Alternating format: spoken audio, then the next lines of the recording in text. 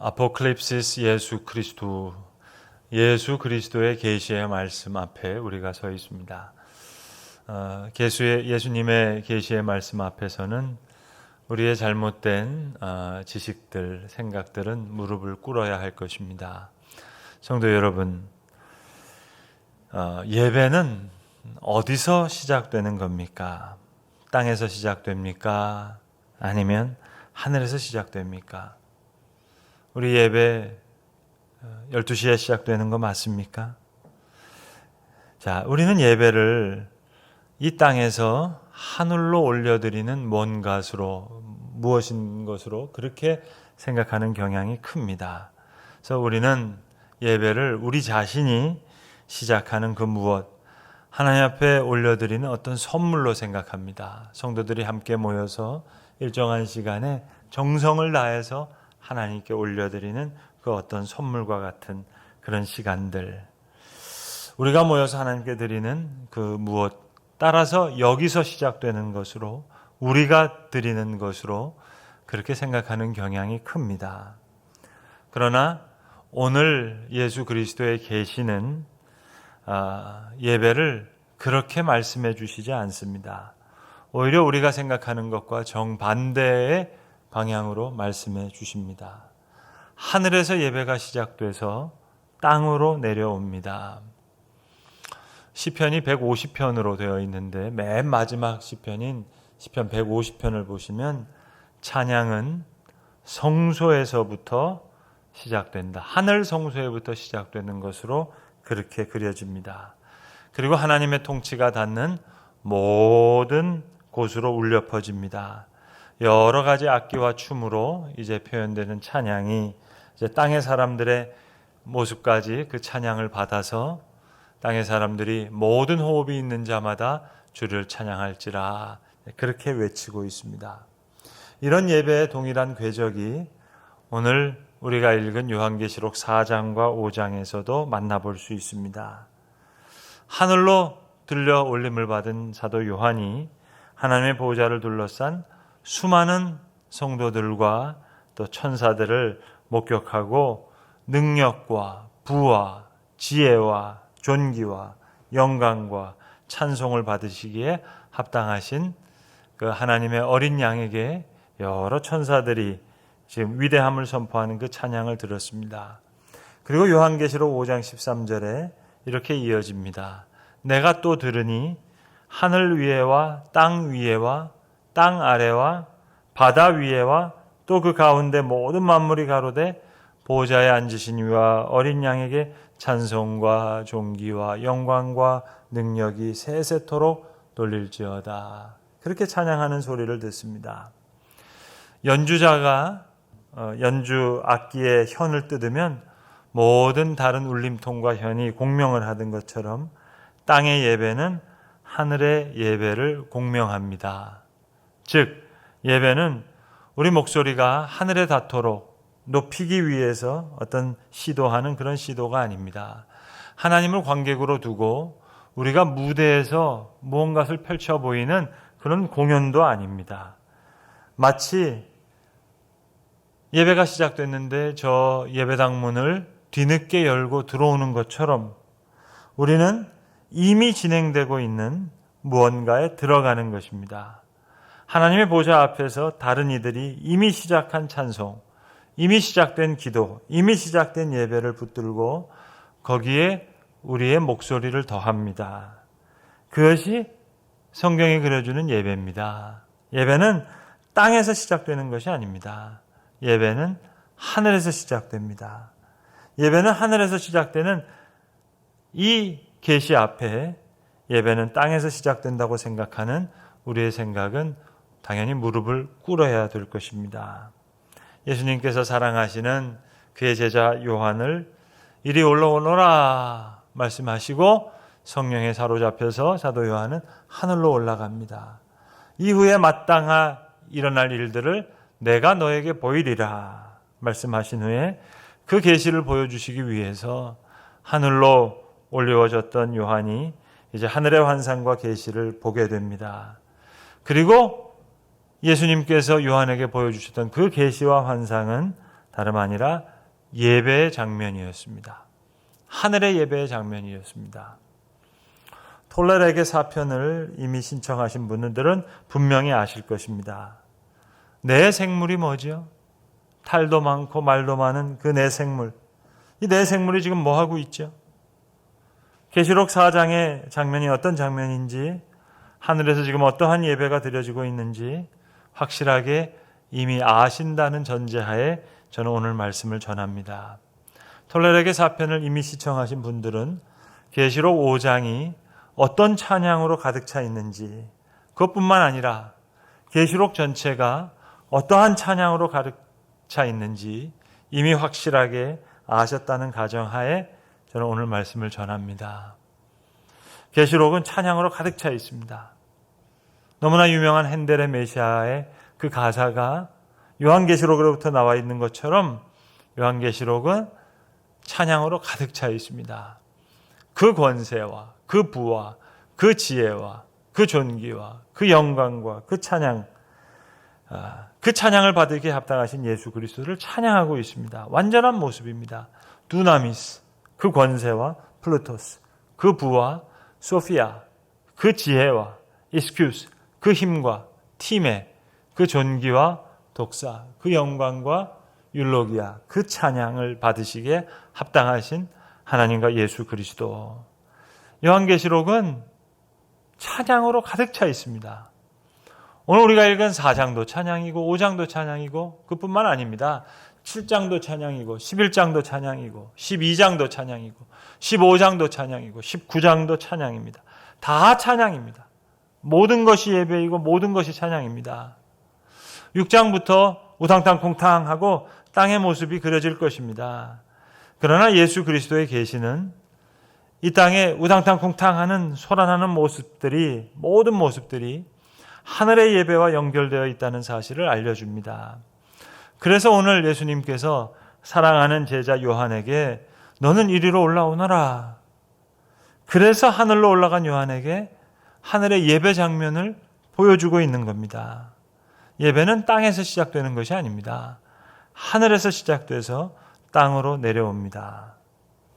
목사님, 저는 12시 전에 늦지 않고 왔는데요. 아니요.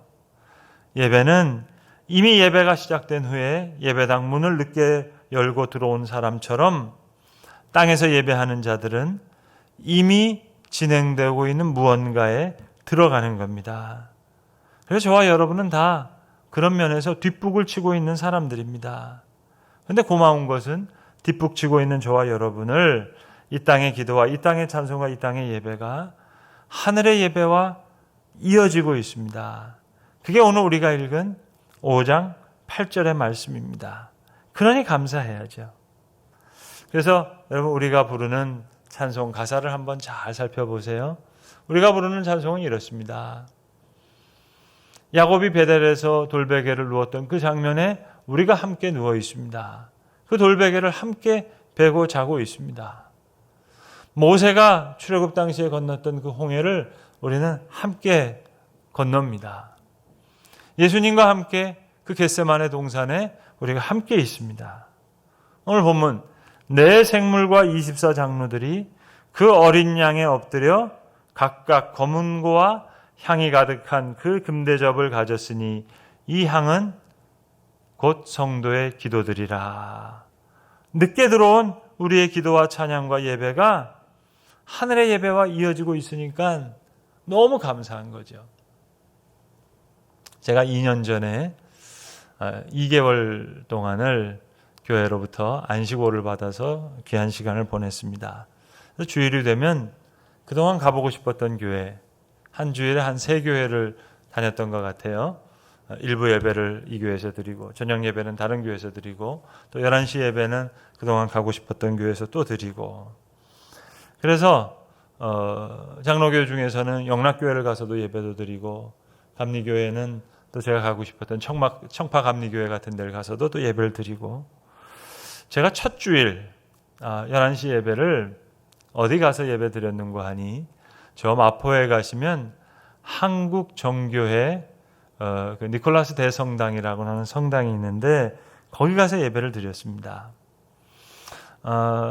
저는 그 마포에 있는 한국정교회 대성당을 지금까지 딱 2번 가봤는데 30여 년 전에, 그러니까 80년대 말이죠. 제가 대학생 때 예배학 수업을 들을 때 정교회 예배에 대한 발표를 하기 위해서, 그걸 공부하기 위해서 한번 갔었고, 그리고 2년 전에 30년이 지나서 그때 가본 거죠. 제 솔직한 감정과 소회를 밝히라고 한다면 조금은 안쓰러운 마음이 더 컸습니다. 존경스러운 마음, 그거보다 사실은 안쓰러운 마음이 훨씬 더 큰 것이 제 솔직한 마음이었습니다. 30년 만에 갔는데요. 그래도 명색이 한국 정교회 대성당인데 교인 수가요, 우리 송도예수만교회 반의 반 정도 될까요? 교인 수가 적습니다. 그리고 그 예배가 30년 전에 드렸던 그 예배를 똑같이 드리는 거예요. 30년 전이 아니죠. 정교회는 1000년 전 예배를 1000년 동안 계속 드리고 있는 교회니까는요. 러시아 정교회를 가셔도 예배가 똑같습니다. 1000년 동안. 그리스 정교회를 가셔도 1000년 동안 예배가 똑같았습니다.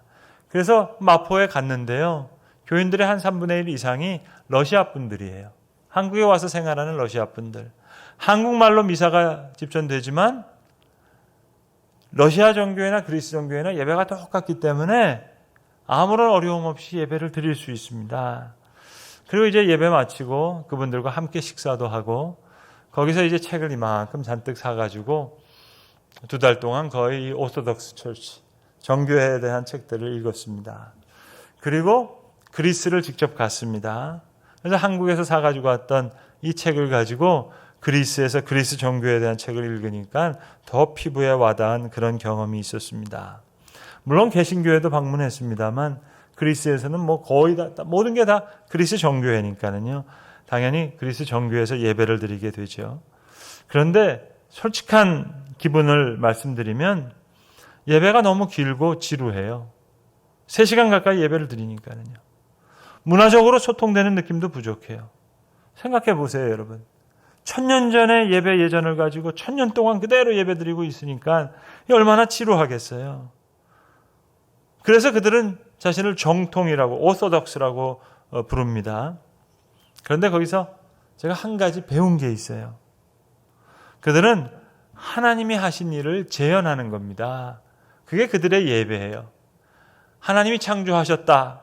그 말씀부터 말씀이 육신이 되어 우리 가운데 오셨다.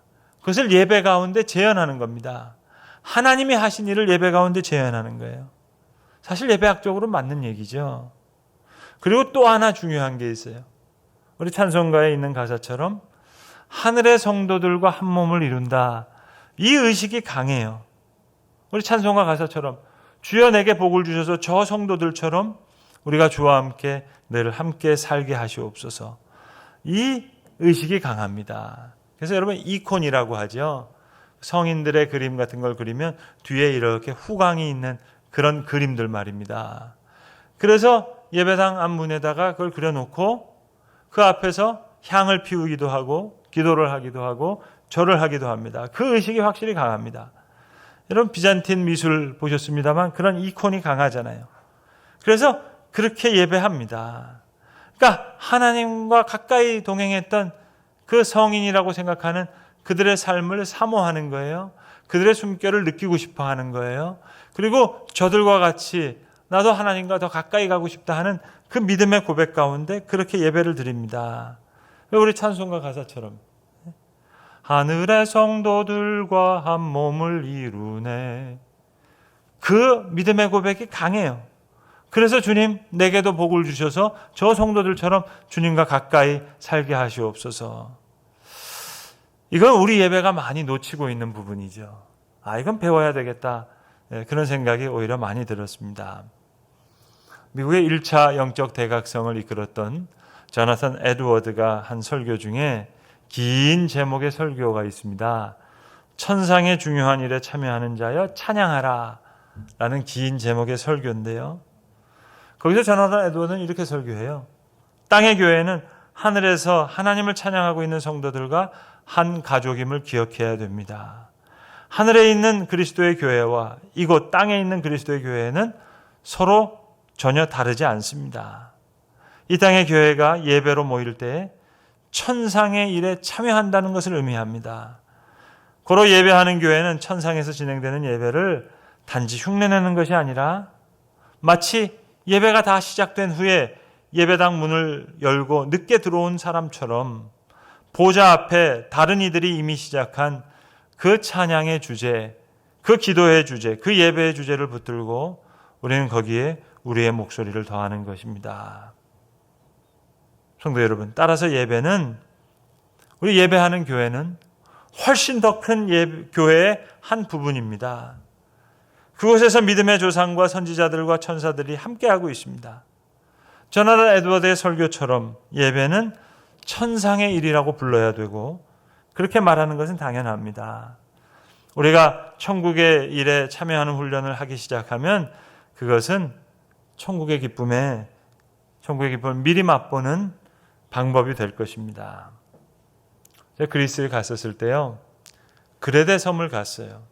성경에 나오는 그레데 섬, 디도가 목회했다고 하는 그곳, 그리고 바울이 전도 여행 가운데 유리굴로라고 하는 큰 광풍을 만나서 미양에서부터 도착해서 그 사도 바울의 이야기가 많이 나오잖아요. 여러분, 똑같은 바람인데요, 제주도에 가서 맞는 바람과 그레데에서 맞는 바람은 바람이 좀 다른 것 같아요. 글쎄요, 바람이 같을 수도 있겠죠. 그러나 그레데 섬에서 맞았던 바람은요, 글쎄, 이렇게 바람이 크면 유라굴로는 어떤 바람이었을까? 그런 걸 생각하게 되잖아요. 그러니까 느낌이 다르죠. 인천에서 읽는 디도서랑 그레데 섬에 직접 가서 읽는 디도서랑은 느낌이 다르죠. 디도의 기념교회가 여러 개 있는데요, 유적지로 빈터만 남아있는 교회도 있고요, 또 성도들이 함께 모여서 그리스 정교회 교인들이 함께 모이는 그런 교회도 있어요. 그러니까 정교회 교인들은요, 그걸 소중하게 여긴다고요. 예컨대 예수님을 찔른 창을 보관하고 있는 교회다, 그런 거 소중하게 여기고요. 예수님이 입으셨던 수의 중에 한 부분을 간직하고 있는 교회다, 또 사도의 뼈 한 조각을 가지고 있다, 사도의 무슨 손가락을 하나 가지고 있다, 그걸 소중하게 여기는 거예요. 여러분, 성례전 그러면 우리 이것을 세크라멘트라고 합니다. 영어로. 그 세크라멘트라는 말은요, 라틴어에서 온 거예요. 로마 사람이 쓰던 라틴어는 세크라멘트. 우리가 떡을 떼고 포도주를 마시는 걸 세크라멘트라고 얘기했습니다. 근데 똑같은 단어를요, 그리스 사람들은, 헬라 사람들은, 그리스 정교의 그 뿌리를 이루는 헬라어들은 말 자체가 달라요. 세크라멘트가 아니에요. 미스테리온이에요. 미스테리예요. 신비예요. 내가 그리스도 안에, 그리스도가 내 안에. 그래서 비잔틴 미술들에 보면은 성상이 다 그렇게 그려져 있는 거예요. 그리고 돔으로 돼 있잖아요, 예배당도. 그래서 성도들과 하늘의 예배와 우리가 함께 한다 하는 그 전통이 강한 거예요.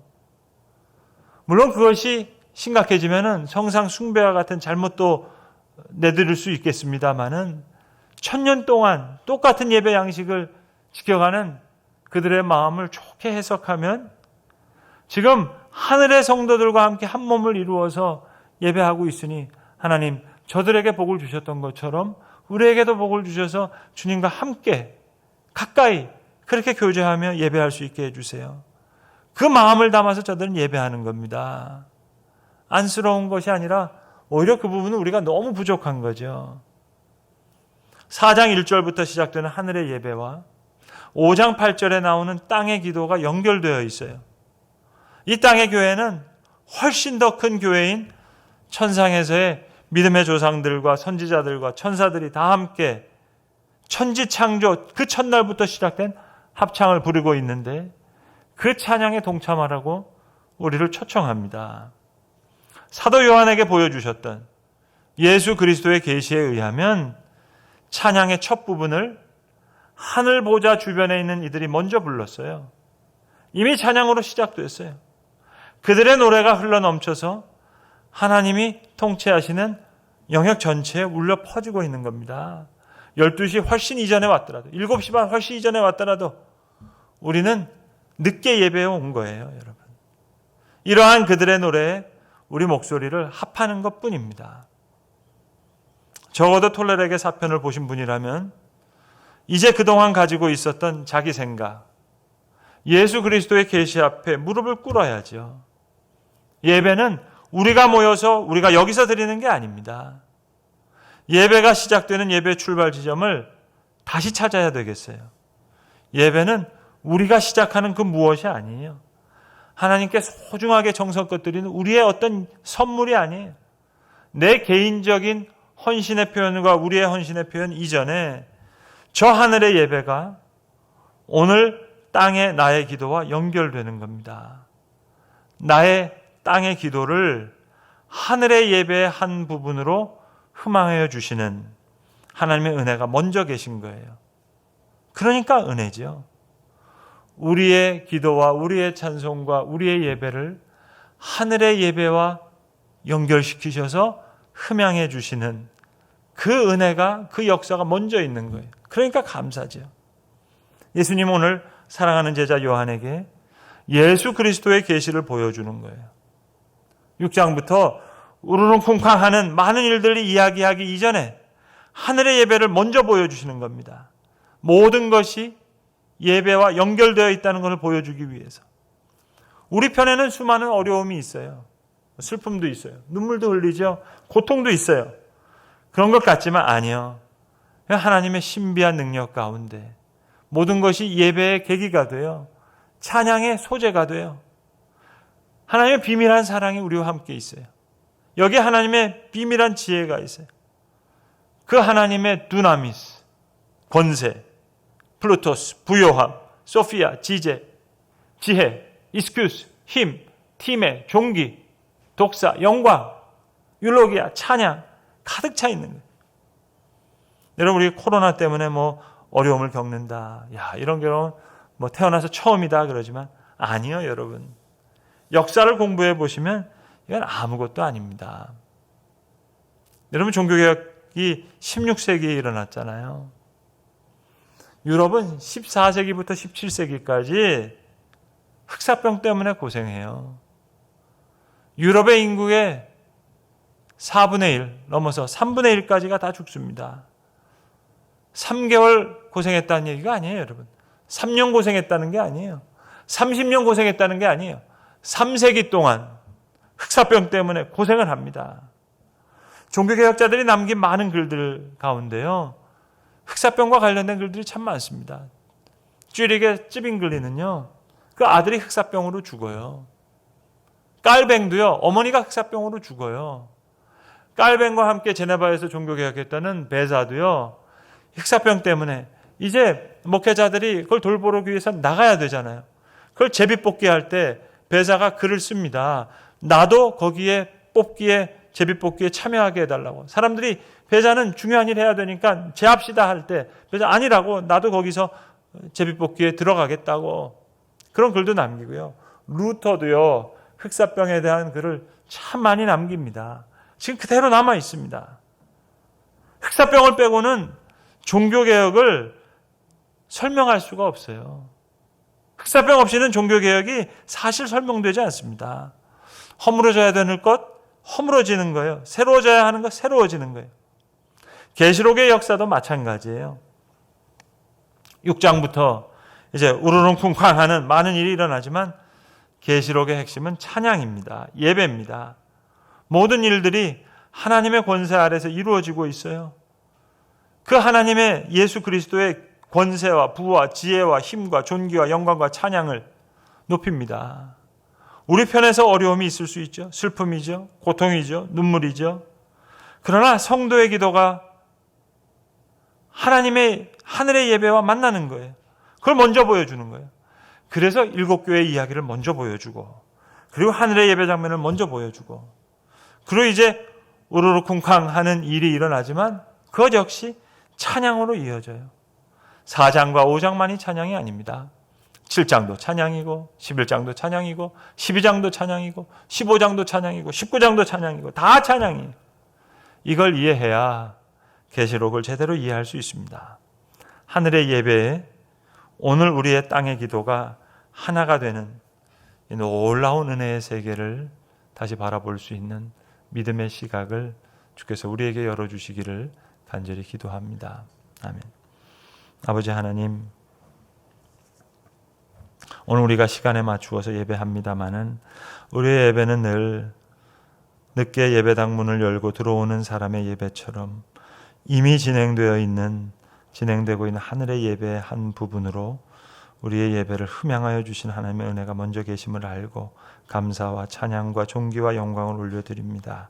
주님, 하늘의 예배에 오늘 우리의 땅의 기도가 하나가 되는 놀라운 은혜의 세계에 들어갈 수 있는 새로운 믿음의 시각을 우리에게 열어주시옵소서. 우리 주 예수 그리스도의 이름으로 기도합니다. 아멘.